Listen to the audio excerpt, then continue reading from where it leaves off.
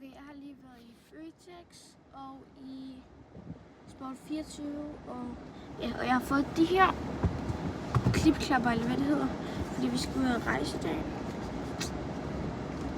De er så gode og behagelige. Man skal ikke have strømper på med dem i hvert fald. Det kan man sådan lidt selv bestemme. Men så har jeg også købt, eller min mor, far har den her til min fisk, til at give mad, fordi vi skal ud og rejse. Og så har jeg lige den her, fordi jeg er lidt sulten. Og så nogle fodboldkort, og det er dem, vi skal unboxe nu. Og så vil jeg også købe nogle andre ting. Ja. Men jeg starter lige med den ene. Okay, jeg er i gang med at åbne den. Og jeg har fået Messi også. Jeg fik Messi i, jeg ved ikke, i går var det. Mbappé, ham har jeg allerede. Dårligt indtil videre. Eller Mbappé var fint nok, men altså, ham havde jeg allerede. Ham har jeg 7, 6, 7 af. Ej, det mener jeg faktisk. Men det er jo ikke sjovt. Jeg har faktisk 6 af ham, tror jeg. Ikke hende her igen. Ej, hvorfor får jeg sådan nogle dårlige nu? Jeg laver den lige på speed.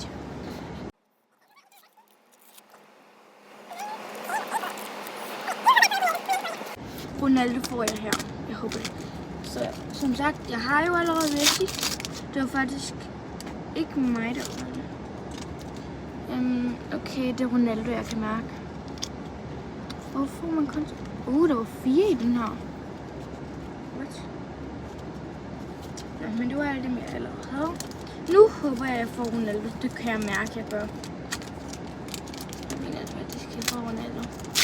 Jeg kan mærke det. At jeg ikke får Ronaldo. Okay.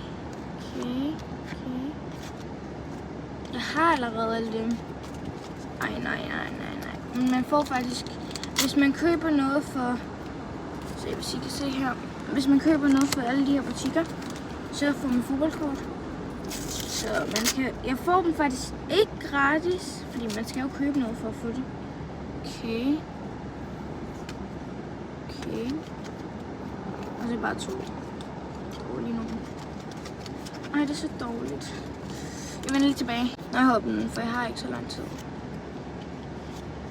Okay. Ej, det var lidt dårligt.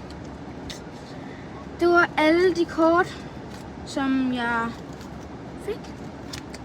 Eller som jeg faktisk... Ja, det var det. Vi ses.